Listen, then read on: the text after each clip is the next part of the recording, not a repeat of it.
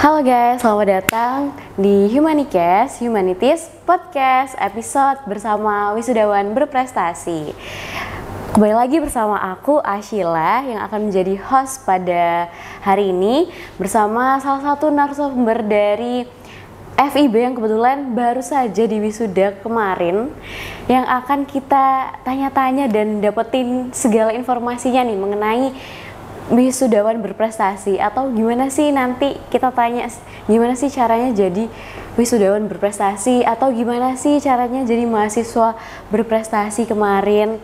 Karena yang menarik adalah salah satu narasumber ini tuh berhasil meraih 17.000 SKP saat wisuda kemarin. Oke, kalau gitu langsung saja kita kenalan dengan Mbak Melisa. Halo semuanya, Assalamualaikum. Ya, perkenalkan aku Melisa di WR Vinda dari Prodi Bahasa dan Sastra Indonesia ya, alumni Bahasa dan Sastra Indonesia. Dan kebetulan asalnya dari Gresik, Jawa Timur. Oke, asalnya dari Gresik. Tadi angkatan berapa, Mbak? Aku angkatan 2019. Angkatan 2019. Dan kebetulan Mbak Melisa ini adalah katingku, angkatan 19. Karena aku sendiri angkatan 21 dan Mbak Melisa ini angkatan 19. Oke. Kalau gitu aku mau tanya dulu nih, gimana kesannya wisuda kemarin, Mbak? Akhirnya wisuda gitu.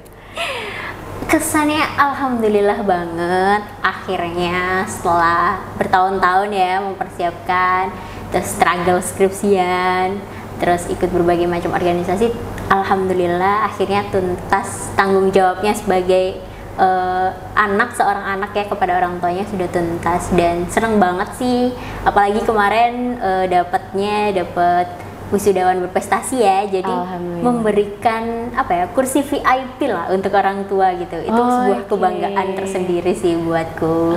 Kayak gitu.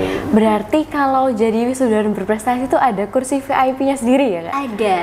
Untuk orang tua itu nanti undangannya VIP. Mungkin dari teman-teman yang berminat dan ingin mendapatkan kursi VIP untuk orang tua bisa dipersiapkan dari sekarang ya. Iya benar, menarik nih. Kayak menggugah semangat teman-teman yang lainnya biar jadi wisudawan berprestasi dan ngasih tempat VIP untuk orang tuanya di tempat wisuda nanti. Ini sih aku mau tanya, selama kuliah kemarin Mbak Melisa itu sudah ngapain aja? Karena aku lihat juga Mbak Melisa ini cukup aktif organisasi, menulis, terus juga aktif teater. Jadi aktif di mana-mana dan sering lihat Mbak Melisa gitu. Gimana sih tipsnya jadi mahasiswa yang seperti itu? Setiap mahasiswa itu punya cara tersendiri ya buat kuliah, buat organisasi, ataupun buat ngapain aja di kampus. Kalau aku tipe orang yang emang aku nggak bisa diem orangnya. Aku harus kayak bertemu dengan orang, itu memberikan energi buatku. Jadi ya akhirnya ikutlah organisasi, ikutlah lomba, ikutlah teater dan lain sebagainya. Karena di sana aku bisa bertemu dengan banyak orang, bisa mendapatkan informasi, mendapatkan energi positif lah dari mereka kayak gitu. Dan mungkin ini bisa menjadi salah satu pilihan ya buat teman-teman yang kuliahnya bukan anak Surabaya, anak dari luar kota dan ingin tahu Surabaya lebih banyak gitu. Jadinya ya ikut organisasi, ikut kegiatan. Kalau aku ikutnya kegiatan kebudayaan, misalnya kita baca puisi, atau kalau enggak kita mendatangi pementasan teater. Dan kebetulan juga ikutnya organisasi yang mendukung hal itu, seperti aku ikutnya teater gapus ya, teater gapus. Terus ikut juga lingkar prestasi. Nah, itu kan komunitas yang memang suka lomba dan lain sebagainya. Terus ikut juga BEM FIB. Pernah 2 kali ikut BEM FIB, dan yang terakhir juga pernah jadi Menteri Seni Budaya. Jadi hal-hal seperti itu yang mendukungku untuk ikut bareng-bareng sama teman-teman, mengeksplorasi lah Surabaya itu seperti apa. Dan dari sana dapatlah informasi bahwa bisa loh ternyata di UNER itu lomba gitu, bisa loh ternyata di UNER itu kita pementasan dan lain sebagainya, dan semuanya itu diapresiasi. Nah dari sana sih memotivasiku untuk oke, mari kita mencoba gitu. Dan yang menariknya lagi, lomba di UNER itu juga kita bisa dibiayai. Dan biaya itu kita bisa juga untuk keliling pulau gitu. Dan aku juga pernah merasakan hal itu. Jadi ya ada berbagai macam bidang lah yang bisa diikuti gitu untuk jadi mahasiswa. Wah, Gitu. sangat menarik ya kehidupan perkuliahannya Mbak Melisa ini, karena banyak yang dipelajari, banyak yang dilakukan selama kuliah kemarin. Aku sebelum terlalu jauh nih mau tanya dulu, Mbak Melisa ini peminatannya sastra ya? Iya, benar sekali. Oh, sastra. Makanya sangat budaya sekali dan kelihatan sangat anak teater sekali, karena kebetulan aku juga beberapa kali lihat Mbak Melisa tampil gitu, dan kayak wah keren sekali gitu.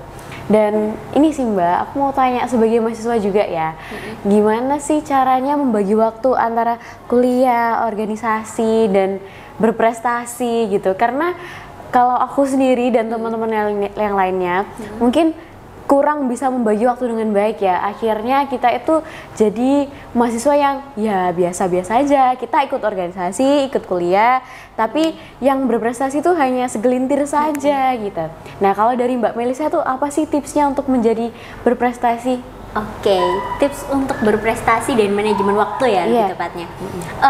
Kalau aku memang dari maba waktu itu sudah planning. Istilahnya waktu kita amerta dulu, entah Sheila juga mengingatnya atau enggak, tentang kita itu disuruh membuat plan antara dari semester 1 hingga semester 8 kita akan ngapain aja.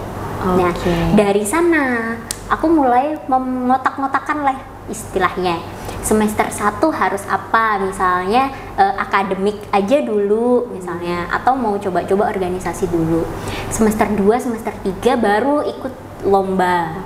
Semester 4 atau semester 5 kita mulai naik. Oh, kita kuliah nggak hanya di UNER, ada berbagai macam program, entah itu MBKM, entah dari fakultas sendiri, ada namanya pertukaran mahasiswa gitu.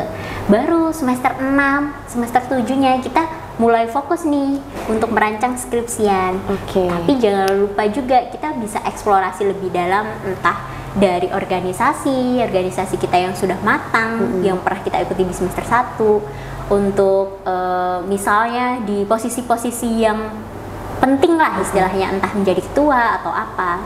Dan di semester 7 kita skripsian sambil semester 8, entah teman-teman mau selesai di semester 7, entah semester 8 ya selesainya, itu juga bisa eksplorasi antara MBKM atau ikut apa, jadi udah terpetakan gitu.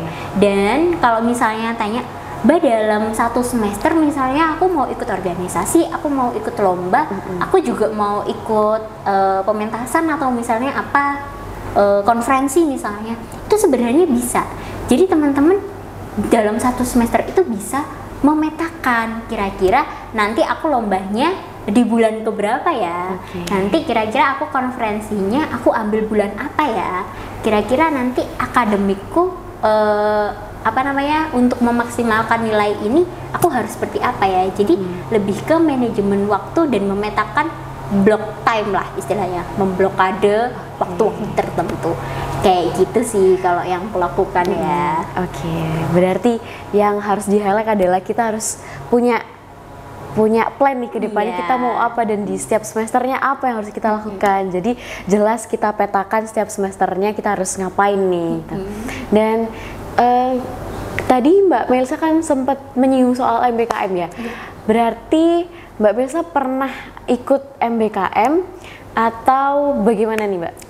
Alhamdulillahnya pernah. Jadi kesempatan MBKM itu kan cuma 2 kali ya, dalam satu kuliah ya. Itu alhamdulillah aku memanfaatkan kedua-duanya. Menarik. Pertama itu di semester 5, itu angkatan pertama pertukaran mahasiswa dalam negeri, PMMDN. Itu aku pertama kali ikut di sana. Terus baru di kesempatan MBKM yang kedua itu magang bersertifikat MSIB itulah ya. Magang Merdeka itu ya. Magang Merdeka itu 2 kali. 2 kali. Dan itu waktunya di semester 5 sama di semester 8. Semester 5 dan semester 8. 5 Terus kalau spare time antara semester 6 dan semester 7-nya tuh ngapain aja, Mbak? Semester 6-nya aku juga ikut pertukaran mahasiswa lagi. Semester Karena 6. Iya, karena aku kayak oke, kita kayaknya kuliahnya harus tahu gimana kuliah di luar deh gitu. Itu ikut program Permata Sakti. Permata Sakti FIB biasanya kan ada pertukaran antar FIB. Itu aku ikut di Universitas Jenderal Sudirman. Unsur. Sambil karena waktu itu ambilnya juga online ya, ada program online, jadi ambil di sana juga, terus kuliah di UNER juga. Gitu. Semester 7-nya waktu itu aku ada kesempatan buat kayaknya ada kesempatan untuk mengembangkan diri di organisasi gitu ya. Jadinya semester 7-nya aku ikut organisasi lagi. Meskipun mungkin orang akan melihat, Mbak semesternya udah tua tapi kenapa ikut organisasi? Karena dari sana aku dapet relasi-relasi gitu. Entah dari orang-orang luar misalnya, karena programnya waktu itu aku ambil BEM FIB di bagian seni budaya. Jadi kita kerjasamanya ya sama orang-orang seni dan budaya juga. Kayak gitu sih untuk real time-nya. Berarti semester 5, semester 6, semester 7-nya kuliah, semester 8-nya MSIB. Kalau semester 5 itu PMM-nya di mana, Mbak? Angkatan pertama PMM waktu itu masih corona ya. Jadi aku sebenarnya penempatannya itu di Universitas Tanjung Pura, Kalimantan Barat. Tapi waktu itu karena awal semester itu COVID lagi naik lagi setelah mereda, akhirnya tidak boleh diberangkatkan, dan di sana juga kasusnya lagi banyak gitu. Jadinya ya kita kuliahnya online gitu. Berarti 2 semester PMM itu dilaksanakan secara online. Iya, online. Berarti masih bisa dong ya di Surabaya dan ikut pementasan gitu. Iya. Wah, itu yang menarik karena aku lihat masih aktif dan sering aktif gitu loh di pementasannya. Jadi bisa dikatakan Mbak Melisa ini salah satu representasi mahasiswa FIB yang sangat budaya sekali gitu. Alhamdulillah. Kalau ini sih Mbak, kan kemarin dapat 17.000 SKP ya? Iya. Detailnya ada berapa Mbak? 17.135. 17.135. Nah itu dari mana aja Mbak? Itu cukup banyak ya pertanyaannya dari teman-teman juga. SKP 17.000 itu ada banyak modelnya. Maksudnya kan kita ada di bidang organisasinya, di bidang penulisan dan keilmiahan, ada di bidang pengabdian, ada di bidang minat dan bakat juga. Nah, aku poinnya paling banyak di keilmuan dan istilahnya lomba-lomba lah. Lomba-lomba. Terus di sana juga ada poin, mungkin dari teman-teman bisa ya, ini jadi tips and trick kalau misalnya mau masukin SKP. Teman-teman buka bagian input SKP, lalu teman-teman lihat secara detail. Secara detail itu ada yang lomba memang juara, ada yang memang masukin juara, ada yang hanya sekedar boleh loh finalis untuk dimasukkan SKP gitu. Terus ada juga kalau aku lebih banyaknya di menulis di media massa. Jadi tulisan yang sudah diterbitkan di media massa itu punya poin yang banyak gitu. Dan buat teman-teman yang untuk terutama di sastra Indonesia atau dari teman-teman FIB yang biasanya output mata kuliahnya, ada salah satu mata kuliah di sastra Indonesia namanya kritik sastra. Itu kan kita dianjurkan untuk mengirim ke media.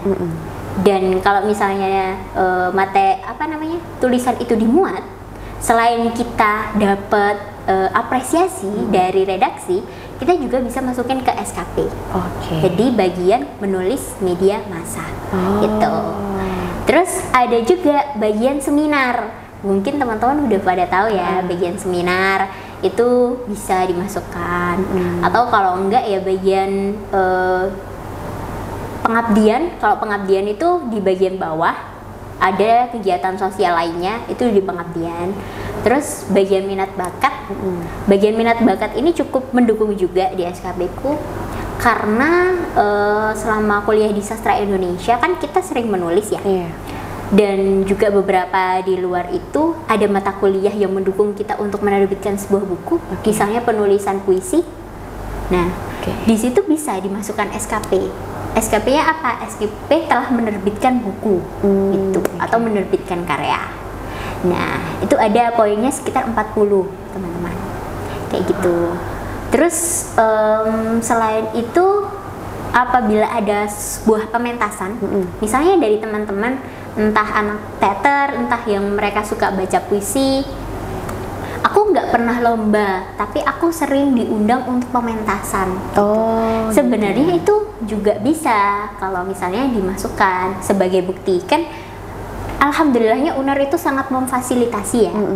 Memfasilitasi kalau kita bakatnya itu nggak hanya cuma disuruh juara aja. Tapi minat dan bakat itu juga diperhatikan gitu. Entah mereka yang olahraga, seni, ataupun di kepenulisan gitu. Dan itu bisa dimasukkan ke dalam SKP misalnya. Bahkan menulis puisi saja atau menulis cerpen saja tidak dipublikasikan ya. Tidak dipublikasikan, hanya untuk kalian pernah menuliskannya, entah suatu mata kuliah atau kesenangan pribadi, itu bisa dimasukkan. Dan poinnya berapa? Poinnya 10 SKP, teman-teman.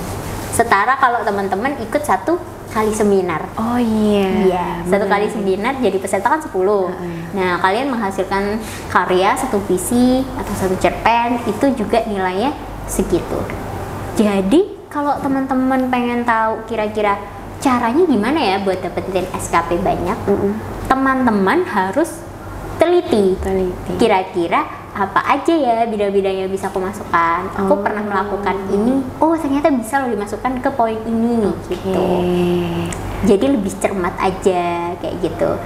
Nggak yang hanya cuman, walah aku nggak menang lomba, gimana SKP ku bisa besar. Lomba juara 1 nasional itu poinnya 120 SKP. Juara 1 internasional poinnya 150 SKP. Nah, kalau sekedar finalis itu bisa sampai 50 SKP, teman-teman. Itu setara kalau misalnya kita organisasi ya. Organisasi kan nilainya ya kurang lah istilahnya SKP-nya, tapi pengalamannya yang sangat banyak kalau organisasi. Jadi teman-teman bisa ya lebih detail lagi melihat poin-poin itu, termasuk organisasi juga. Dan latihan kepemimpinan LKMM, TD, TL, TM itu bisa dimasukkan. Seperti itu. Sangat menarik ya. Aku sampai emes loh ngelihat Mbak Melisa ini menjelaskan, dan banyak jalan buat kita dapat SKP sampai 17.000. Itu sih keren sih. Ternyata hal-hal kayak kita menulis karya yang itu nggak dipublikasikan, itu bahkan bisa dimasukkan ke SKP, teman-teman. Jadi pintar-pintar melihat peluang berarti ya, Mbak. Benar sekali. Jadi kayak setiap apa yang kita lakukan sebenarnya itu bisa dimasukkan ke SKP, tergantung kita tahu kita bisa membidik mana nih bidang yang bisa kita masukin gitu ya, Mbak. Terus ini sih, Mbak, kadang itu kan sebagai mahasiswa ya, SKP itu kayak kita tuh males gitu masukin ke cyber, dan sampai akhirnya kita tuh lupa gitu kita udah dapat berapa SKP ya gitu. Dan gimana sih tipsnya Mbak Melisa kemarin? Apakah selalu rajin untuk masukin SKP itu ke cyber, atau memang sudah mengumpulkan dulu gitu? Karena kan kalau sepengetahuanku kemarin mengenai SKP itu kita harus mengumpulkan dulu, baru pas akan yudisium baru dilaporkan gitu. Nah, kalau Mbak Melisa ini gimana? Mungkin ini juga terjadi ya pada teman-teman dan terjadi padaku juga. Waktu itu karena saking numpuknya, akhirnya malas untuk memasukkan. Padahal itu menjadi poin plus kita biar SKP kita banyak. Sebelum peraturan baru, kan ada peraturan baru yang namanya SKP itu cuman 3 bulan. 3 bulan itu dimasukkan.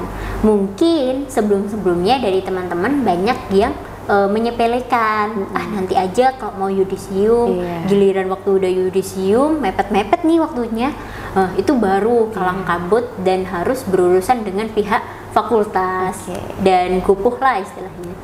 Kalau aku sendiri Aku akan memasukkan sebelum ada peraturan baru ya 3 bulan itu, aku memasukkan setiap semester. Oh, masukkan Iya. rajin masukin setiap semesternya. Semester. Misal waktu semester awal, aku pernah jadi SKP hunter atau pemburu SKP lah Wah, istilahnya. gimana Di tuh? semester 1 itu. Semester 1. Jadi tiap selesai kuliah nih, ada kuliah kosong, aku kuliah nanti jam 1. Wah, ikut seminar aja dulu di FISIP misalnya. Kan dapet apa namanya kayak nasi kotak atau snack kayak gitu. Dan kita dapat sertifikat juga. Kayak gitu. Nah, saranku buat teman-teman, ambil SKP atau masukin SKP itu 1 semester sekali atau kalau sekarang 3 bulan sekali. Fungsinya apa? Biar kita tahu upgrade diri kita udah sampai mana ya, apa aja yang udah kita lakukan selama 3 bulan itu tadi gitu. Biar nanti di semester depan atau di 3 bulan selanjutnya aku mau fokus untuk lomba, aku mau fokus untuk nulis misalnya, atau aku mau fokus untuk membuat karya buku dan lain sebagainya, seperti itu. Jadi setiap 3 bulan, kalau sekarang 3 bulan ya durasinya 3 bulan atau dalam 1 semester. Biar apa? Biar kita tahu upgrade diri kita udah sampai mana. Kayak gitu sih. Berarti harus emang rajin-rajin masukin SKP ya, biar kita itu nggak males gitu nantinya, akhirnya kayak nggak numpuk SKP gitu. Oke, menarik nih. Mungkin ini terakhir ya Mbak, aku mau nanya mengenai kalau sekarang sekarang Mbak Melisa sudah wisuda nih, apa rencana Mbak Melisa di pasca kampus ini? Oke, terima kasih buat pertanyaannya. Mungkin itu pertanyaan yang cukup banyak ditanyakan bagi mereka yang sudah menyelesaikan studi ya. Kalau aku sendiri, aku punya beberapa rencana, antara memang mau lanjut untuk bekerja sesuai dengan passionku di bagian menulis, dan juga persiapan untuk studi lanjut gitu. Karena memang ada keinginan untuk studi lanjut juga. Jadi untuk sekarang sih aku masih persiapan di keduanya sambil melanjutkan apa yang aku suka, biasanya menulis, dikirim di media atau bagaimana, seperti itu untuk sekarang. Dan untuk rencana kedepannya juga aku ada niatan untuk bekerja terlebih dahulu sebelum studi lanjut, kayak gitu. Oke, wah menarik sekali ya diskusi kita pada pagi hari ini bersama Mbak Melisa. Dan semoga yang sudah Mbak Melisa sampaikan tadi mengenai tips-tips untuk menjadi wisudawan berprestasi ataupun membagi waktu nih, manajemen waktu nih selama di perkuliahan, biar kita juga balance antara organisasi, prestasi, dan kuliahnya. Semoga bisa jadi motivasi dan semangat teman-teman, dan tips-tips tadi, beberapa tips yang mungkin bisa teman-teman terapkan ya, seperti rajin-rajin masukin SKP, karena kan Mbak Melisa menjadi wisudawan berprestasi termasuk salah satunya faktor dari SKP-nya yang sebanyak 17.000 itu tadi. Jadi bisa jadi motivasi kita nih untuk menjadi SKP hunter yang sempat Mbak Melisa mention tadi.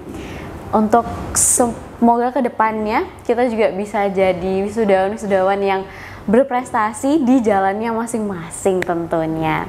Kalau gitu terima kasih Mbak Melisa sudah hadir pada Humanicast hari ini. Semoga dapat bermanfaat dan sampai jumpa di episode selanjutnya. Fakultas Ilmu Budaya, Viva Ilmu Budaya. Sampai jumpa. Bye.